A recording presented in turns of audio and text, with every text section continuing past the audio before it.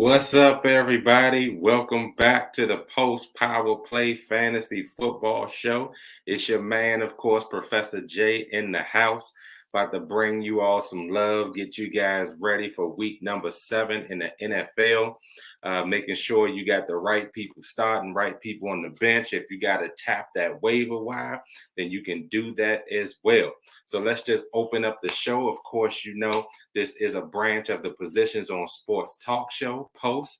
We live stream on Facebook Live, our Positions on Sports Talk Show YouTube channel, and you can also check us out on Twitch. And we got some other platforms coming. You know how we do. We just trying to expand the brand and bring more people in to the fold.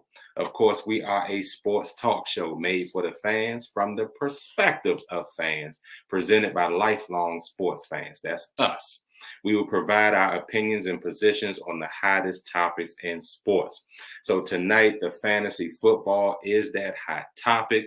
Of course, I'm rolling solo again. I'm getting cozy doing this, but I still got to give a shout out to Sense, Big Reg, J3, Ed, and Jay Wheels. You know, you guys are on my heart as I do this. Thank you for holding the Tuesday show down. So, of course, you can check us out every Tuesday night at 7 p.m. All right. And that's for our regular post sports talk show. And we will bless you each and every week with those hot topics. So let's go ahead and get into it.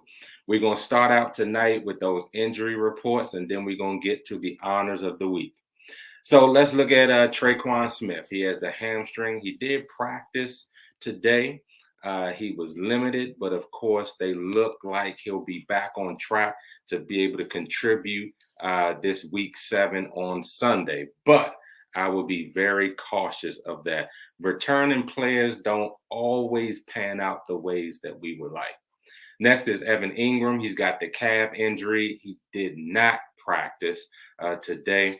He popped up on the injury list. To do it this late in the week will probably be a game time decision, but it's unclear if he'll be suited up for Sunday. So in fantasy, that sounds like a no-no. So make sure you put him on the bench. Sterling Shepard, hamstring. He was limited in practice today. So, of course, that might mean he might play Sunday. But, of course, if you're limited on Thursday, a couple of days of rehab and rest might do the trick. But we're about points in fantasy. We need players to stay on the field. So be leery of that as well. I would sit him too. Trey Lance, he has the knee injury. He has yet to practice this week. So, of course, you know what that means. He'll be benched. And next up, we got Jimmy Garoppolo. He has the calf injury, but he is scheduled for QB1. He will start this week. So, of course, if you have him, don't really trust Jimmy Garoppolo. So if you have either of those quarterbacks, you know, go for your backup. A.J. Brown, an undisclosed illness, so he did not practice today. Not sure what that means. Of course, with illnesses, you can come back great the next day, or it could hold you down and you don't even play on Sunday. So I don't know what to say about that one. Just pay attention to that one. If you have A.J. Brown, look at the injury reports on Saturday to see where he is and make that game time decision. Julio Jones, hamstring. He returned to practice today, but he was also limited. I think he had a couple of targets, couple of catches this past weekend. Not the Julio Jones you're used to seeing, but of course, you know, that's a 50-50 right there. You know, he's trying to get, you know, his legs literally back underneath him. So use caution. Again, I would check on Saturday night to make sure, you know, everything's on the up and up. Curtis Samuel, groin, didn't practice today. Of course, I would stay away from Curtis Samuel. He's been hurt since May. It's the same injury, the groin. I would stay far away from him probably this entire season. Matter of fact, if you have him on your team at week 7 and he's still having problems with the same injury, I would probably drop him and go for another viable wide receiver. Terry McLaurin, hamstring. He was limited in practice today. That's scary. Terry is definitely scary because if I had him, I'm not sure I would play him this week. A fresh hamstring injury that he suffered last week will probably keep him limited. They're going up to Green Bay. Haven't looked at the weather report. It'll probably be a little bit on the milder side, maybe a little cool. So definitely not Lambeau cold. So he should be able to stay loose and everything. But it just makes me leery because with the recent quarterback play and the rumors surrounding Taylor Heineke, he might not be there and he might throw a few picks. So I would probably sit Terry this weekend just because of the injury and everything surrounding the quarterback. Teddy Bridgewater, he is expected to play tonight on that foot. We know he's not 100%. He claims that he's feeling fine. So we'll see exactly how that goes. Again, use caution with that. I know you got to make a decision right now. And if your other quarterback is, say, Sam Darnold or somebody who's regressing, then you might want to go with Teddy. He might have a good night. He might stay in there. That Browns defense, that rush is hungry with Clowney and Garrett coming after him. So with a foot, that's a little iffy. If he were my quarterback and I didn't have a great backup, I would roll the dice with him because we know Teddy is known to have big games, right? Sammy Watkins, hamstring. He did not practice again today. So this is starting to look like a theme with him. I mean, he has until Monday night, but I would kind of monitor that Saturday night, maybe Sunday, see what's going on with him. They're expecting for him to make a try at it, but it's not looking likely from recent reports that he'll play. So do the right thing. Just go ahead and bench him. Latavius Murray, ankle. He did not practice again today. So again, multiple days without practice. That is a red flag. Doesn't mean that even if he does suit up, he'll get a bulk of the carries, so I might go ahead and sit him. Tyreek Hill, quad, he misses practice today. He's expected to, play on Sunday. He's that pony that you need to ride until he's not out there. So he was hurt last week with the quad, had a pretty good game. So hey, I would go ahead and keep him. TJ Hawkinson, the knee, he was back in practice today. They got a tough game this week against the Rams coming in. I'm not sure how much of a difference he would make. If he's hobbled even a little bit, that offense is already struggling. I would sit him probably with that knee. Ricky Seals-Jones, he has the quad. He was back in practice today. He didn't look all that great. He was limited. They have tight end issues in Washington. Surprise, surprise. It's been that way for the last 10 years. So when he's in the game, he gets targeted a lot. Taylor Heineke likes him as a safety valve. So I would probably play him if I didn't have any other options at tight end. And we know the slim pickings, tight end is a top-heavy thing. You either have the guys that are great that are at the top of the list, and everybody else is just sprinkled around as far as tight end. So with the slim pickings, I would probably play him. Antonio Gibson, he fumbled last week, and I'm hoping that he keeps it together. Don't mind the Dawgs. We're going to keep going. They get sized about, all the sports as well. My dog Jackson loves to sit beside me watching the sport. So they getting excited. I think mom is down there getting them excited. Antonio Gibson, I would say he's been dealing with that shin for the last several weeks. And like I said, other than the fumble, he's still good to go. He's still a viable option, better than most running backs out there. So I would keep him. He did practice today. Jarvis Landry, he was activated from the IR. Again, guys coming off of these injuries. It's an MCL. I just would not trust it. The Browns are struggling, and he's supposed to play tonight. I'm not buying it. So I would keep him on the bench, even if he plays in real life.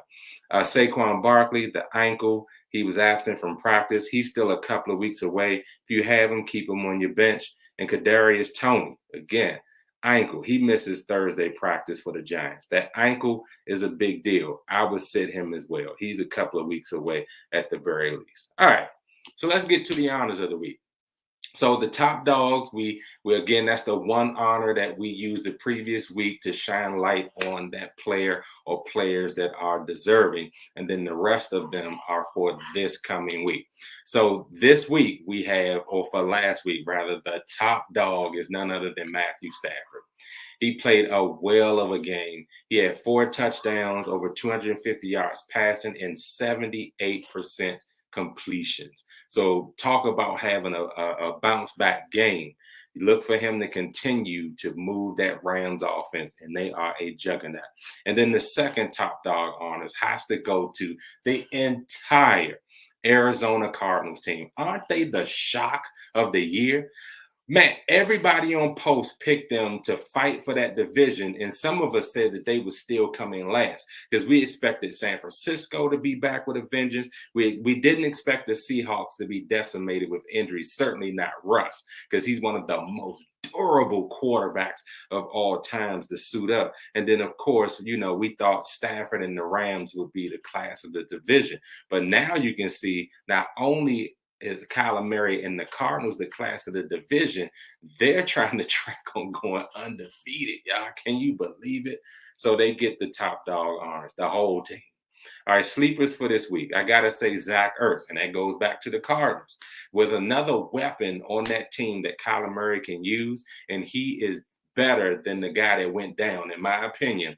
So I think that he'll factor in very prominently into this offense soon as he gets his feet under his on the ground under him. I think this week that's why I have him as a sleeper, because I think he'll get a few targets that'll cause some damage against the Texans. Okay. Against the Texans. Quick hits. I got Cooper Kupp, wide receiver with the Rams. They're going against the Lions. I mean, the Lions can't stop anybody. I know they came close to beating the Ravens, but everybody gets close. I mean, on any given Sunday, you can get beat by the worst team in the league. We know that.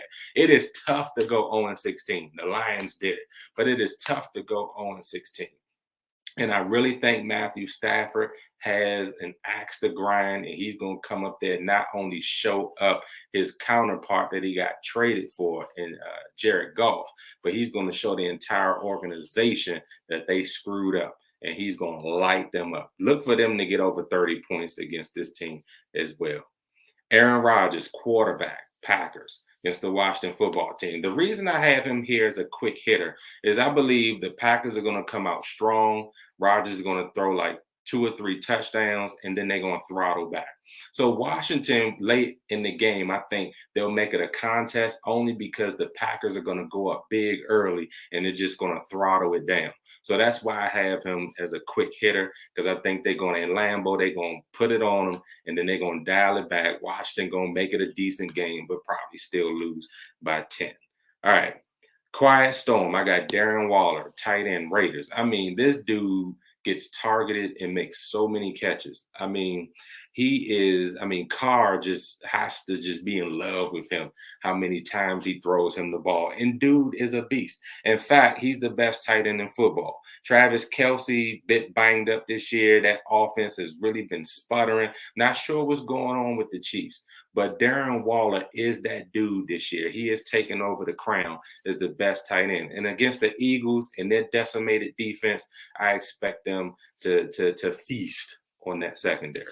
And then Tom Brady against the Bears. Tom Brady is having a great year, an outstanding year, if you say by any other quarterback standards. But he's been doing it kind of quietly. It's kind of like when Gronk getting in there and some of his other weapons, it doesn't seem like he makes as much noise, but Tom will still throw 2 to 3 touchdowns at the very least. But against the Bears, he'll probably go for about 3 to 4 touchdowns, and I expect him to be as efficient as he always is. Fantasy-wise, he was a bit down last week, so I expect him to have a bounce-back game this week. I mean, only person you fear is Khalil Mack on that defense, and I think they'll scheme against him very well. And, the Buccaneers will keep on rolling. And then this week, our closers are Lamar Jackson. I think the Bengals defense is much better than people think. I think Lamar will have another close game against this team. I think the Bengals are the second best team in the division. Surprise, surprise. I think Lamar and Burrow will keep them, going. And then Joe Mixon always comes to play if he can stay on the field. Health has been a concern. But I think this will be a close game again because of the injuries that the Ravens always have to fight through. And Lamar Kamara will just have to have another Madden video game type of performance in order to do it. And that's why he's a closer, because I think the last possession, he'll get the Ravens to another victory. And then Alvin Kamara, running back Saints against the Seahawks. We know what's happening with the Seahawks. Geno is trash. I'm really mad because I have Metcalf on my team, and he messed me up. I lost this week because he just does not have the ability to get the ball to these dynamic receivers. He is just not Russ, and it's really hurting the Seahawks. They will be last in this division, unfortunately, but I got Kamara closing it out, as Teddy will have a subpar game. Not Teddy. Oh my goodness. Y'all know what I'm talking about, from Florida State. Jameis Winston, Lord have mercy. Jameis Winston will have an up and down game, and Kamara will have to be the bell cow to get them past that Seahawks defense. All right. So now let's get to the sensible picks. So Sense came in with his picks today. He hooked me up. So now I'm going to share them with you. So let's get in the mood. So here are the for show starts.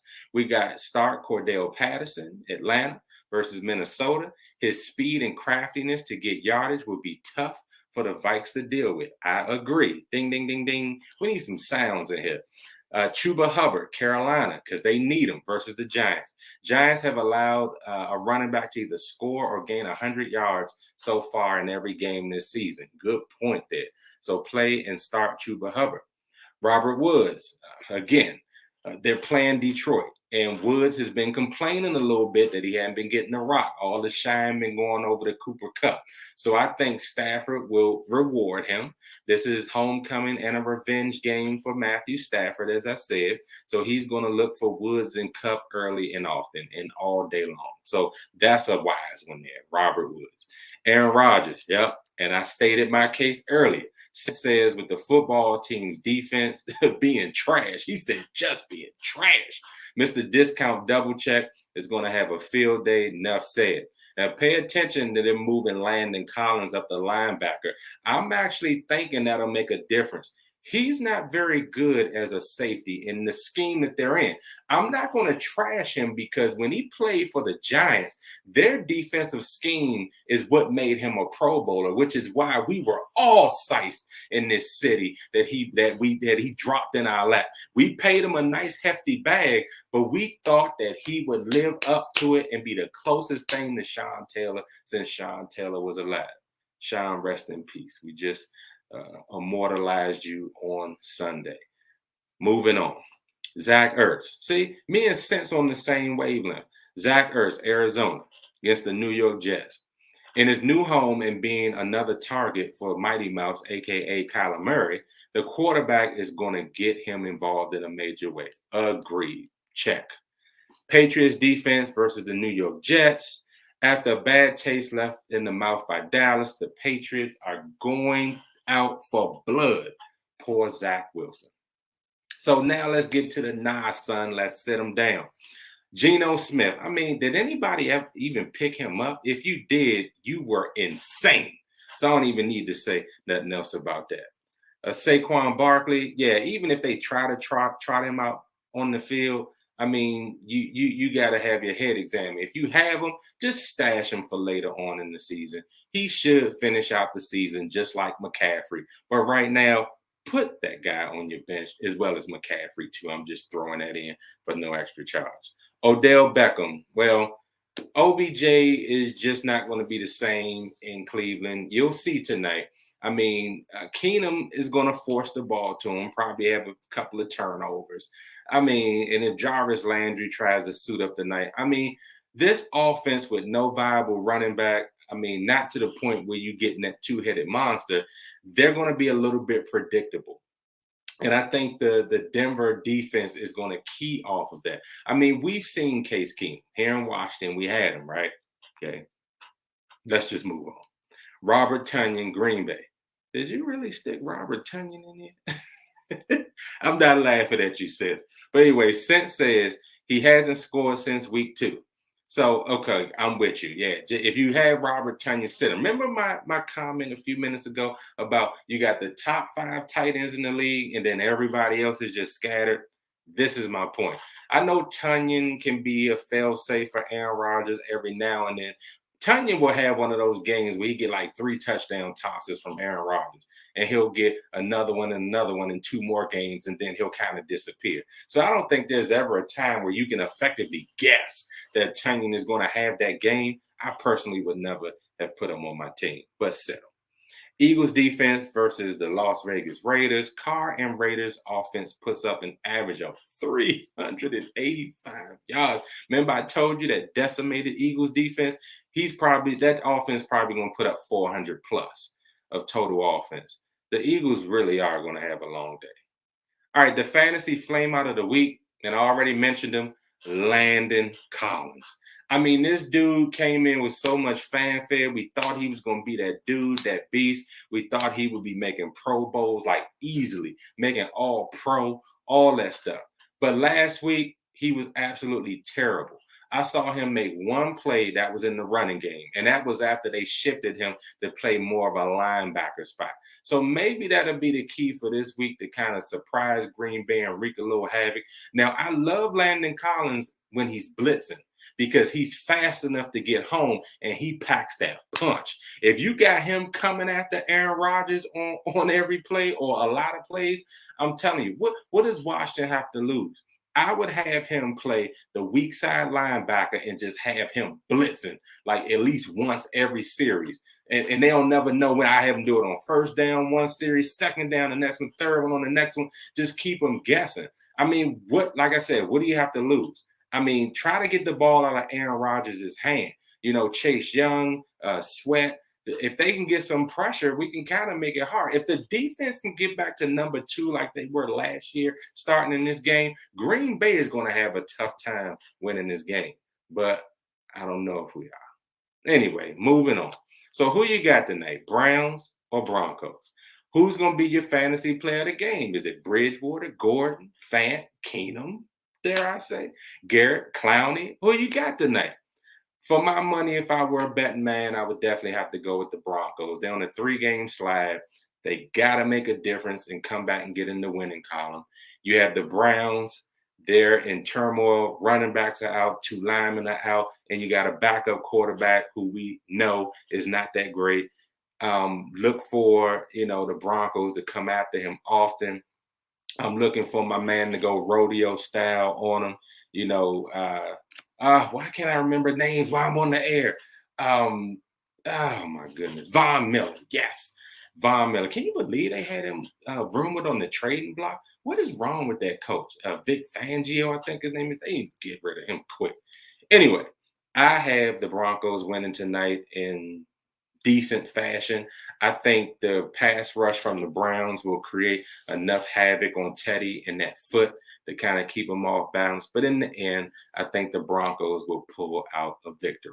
All right, so that's the show for tonight. Thank you so much for listening and viewing.